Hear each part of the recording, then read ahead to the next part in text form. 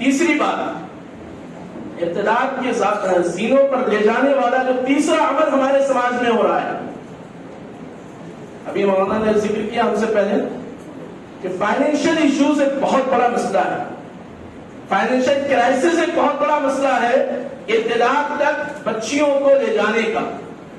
کیوں آ رہا ہے فائنینشیل کرائسس؟ آج سے پہلے بھی غربت ایسی ہی تھی، غریبی ایسی ہی تھی، مسلمانوں میں ایک بڑا طبقہ پہلے بھی مزدوری کر رہا تھا، آج بھی مزدوری کر رہا ہے۔ کیوں یہ مسئلہ کیوں پیدا ہو گیا؟ آج ہی یہ محسوس کیوں ہونے لگا کہ صاحب فائنینشیل کرائسس ہے، اس لیے ارتداد کے واقعات بڑھ رہے ہیں؟ ہماری 3 خامیاں ہیں، جن 3 خامیوں کی وجہ سے یہ اقتصادی نقصان اور یہ فائنینشیل کرائسس ہمارے اوپر ہم کو محسوس دینے لگا ہے۔ بہت دل سے تینوں باتوں کو سن لیجیے۔ نمبر 1، ہر باپ کو اور ہر ماں کو اس کے گھر میں بیٹی پیدا ہوتے ہی سب سے پہلے کیا فکر ہوتی ہے؟ کوئی ایک صاحب بتائیں، شادی کیسے کریں گے؟ اس میں کسی مولوی کی ذمہ داری نہیں ہے، اس سماج کے ہر فرد کی ذمہ داری ہے، ہر گھر کی ذمہ داری ہے، ہر مالدار اور غریب کی ذمہ داری ہے۔ شادی کے نام پر جو میگا سیلیبریشن ہم نے بنا رکھا ہے، کروڑوں روپے ہمارے پاس ہونے چاہیے تبھی ہم شادی کریں گے۔ وہ اللہ کے بندو، جس کے پاس اللہ نے 50-60 لاکھ روپے دے رکھا ہے وہ تو کر دیتا ہے، لیکن اسی شہر میں وہ 99% لوگ جن کے پاس 50,000 روپے نہیں ہے شادی کرنے کے لیے اپنے بچی کی، ان کی بچیاں، ان کے گھر کے لوگ، ان کے رشتہ دار کو نظیر اور اگزامپل کے طور پر ان کو پیش کرتے ہیں۔ خدا سیف صاحب نے 7 دن تک شادی کے فنکشن کیے، اس میں کسی مولوی اور غیر مولوی کی تفریق نہیں ہے۔ جو بھی یہ کر رہا ہے وہ حرام طریقے سے اگر کر رہا ہے تو اللہ کے یہاں اس کی پوچھ تاچھ ہوگی۔ ان پیسوں کو بچائیے۔ مسنون نکاح مہم کیوں چلائی گئی؟ وہ عائشہ کی خودکشی کے واقعے پر چلائی گئی تھی، بس اس وقت چلی، سب لوگ بہت جذبات میں آئے، کچھ لوگوں نے ایگزامپل سیٹ کیے پھر خاموش ہو گئے، پھر سے وہی سب چیزیں ماشاءاللہ شروع ہو گئی ہیں۔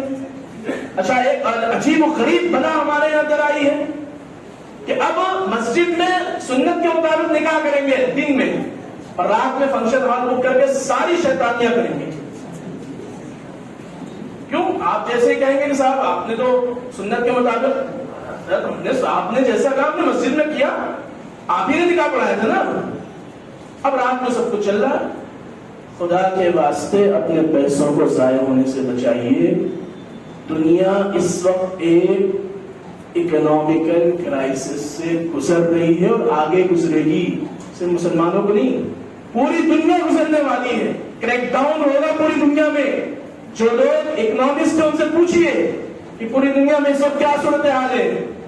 ہمارے ملک کے بڑے ماہر اقتصادیات ہیں ڈاکٹر ارون صاحب، ابھی پچھلے ایک پروگرام میں مجھے ایک ہفتے پہلے بتا رہے تھے، کہنے لگے کہ صاحب آپ کے ملک میں 96% لوگ لابھارتی بن چکے ہیں، وہ گورنمنٹ کی اسکیموں پر زندہ رہنا چاہتے ہیں، آپ کا ملک کیسے ترقی کرے گا؟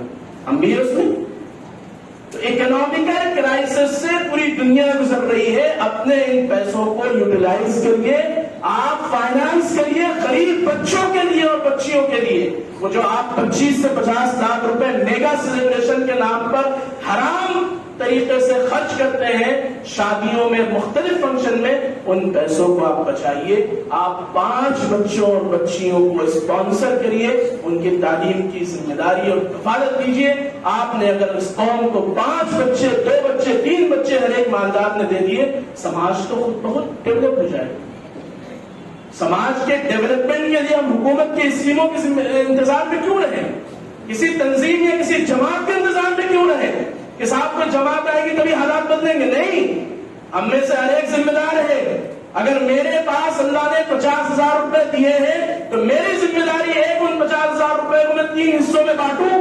ایک میرے اپنے گھر میں صرف ہو حلال طریقے سے، ایک میرے اپنے محلے کے پڑوسیوں پر خرچ ہو حلال طریقے سے، اور ایک میرے اپنی سوسائٹی کے ڈیولپمنٹ کے لیے خرچ ہو۔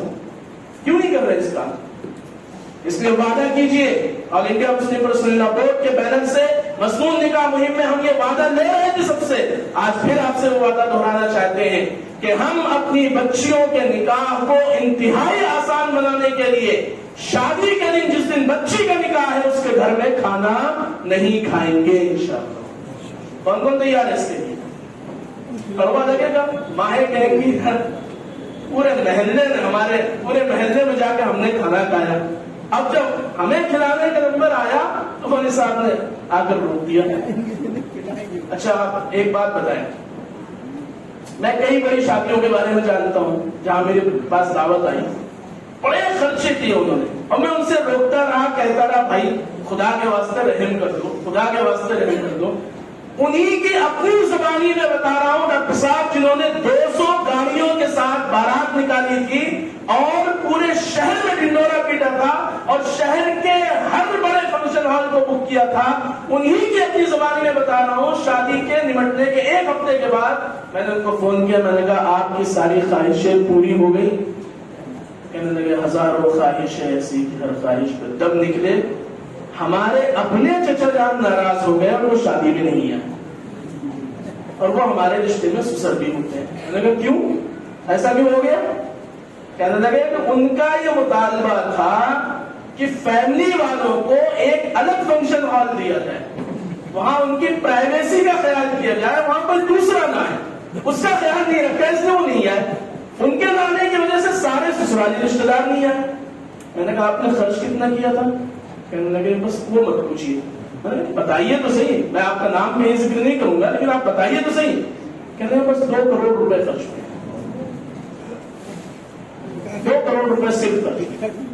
آپ کو پتا ہے کہ ایک بچے کی زیادہ سے زیادہ فیس کانوینٹ اسکولوں میں بھی، ڈی پی ایس میں بھی اور ملک کے برانڈیڈ اسکولوں میں بھی ماہانہ فیس 10 سے 15,000 روپے ہوتی ہے. اتنی ہوتی ہے. 15,000 روپے اگر آپ شمار کر لیں تو ایک سال کی فیس 1,80,000 روپے ہوتی ہے اور 10 سال کو اگر ہم اس سے جوڑ لیں تو 10 سال میں 1,80,00,000 روپے. 10 سال میں اس ملک کو ہم ایک بہترین IPS آفیسر دے سکتے تھے ان پیسوں سے، ایک بہترین IAS آفیسر دے سکتے تھے، ایک شاندار قسم کا سائنٹسٹ دے سکتے تھے، ایک بہترین چندریان تک جانے والا نوجوان دے سکتے تھے. ضائع کیا ہم نے ان پیسوں کو بچانے سے. اس لیے وعدہ کیجیے ہاتھ اٹھا کر کہ مسنون نکاح مہم میں حصہ لیں گے. شادی کے دن بچی کے نکاح کے شادی میں کھانے میں ہرگز نہیں جائیں گے.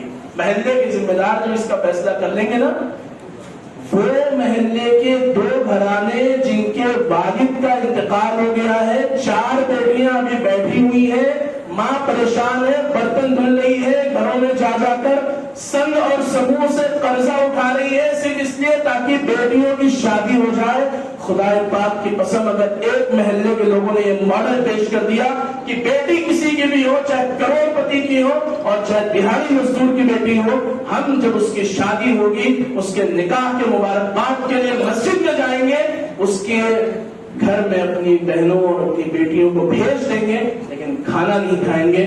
وہ 2 مائیں 4 بیٹیوں کی شادی کے لیے در در ٹھوکریں کھا رہی ہیں، ارتداد کے دہانے تک پہنچ رہی ہیں، اپنے جسم کو بیچنے تک پر مجبور ہے.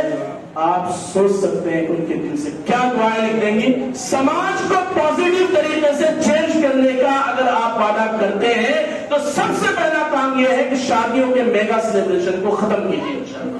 کون کون تیار ہے اس کے لیے؟ اسی سے جڑی ہوئی ایک بات اور ہے. صاحب کہا کہ لڑکی کی شادی میں ہم سے بالکل نہیں خرچ کرتے. ہاں لیکن جب لڑکے کی شادی ہے تو ولیمے میں تو بلانا مجبوری ہے ہی.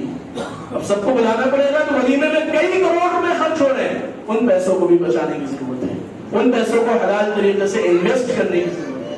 اسی سے جڑی ہوئی ایک بات، بھائیوں، ماں باپ اور ذمہ داروں کے خدمت میں عرض کر رہا ہوں، وراثت میں بہنوں کو حصہ دینا شروع کیجئے. ارتداد کے فکری ہو، تہذیبی ہو، عقیدے کے ارتداد ہو، ہزاروں بیماریاں ختم ہو جائیں گی. اور یہ جو چھٹ پٹ واقعات آپ کو سننے کو مل رہے ہیں یہ بھی انشاءاللہ نہیں سننے کو ملیں گے. وراثت میں بہنوں کو حصہ دینا شروع کیجئے.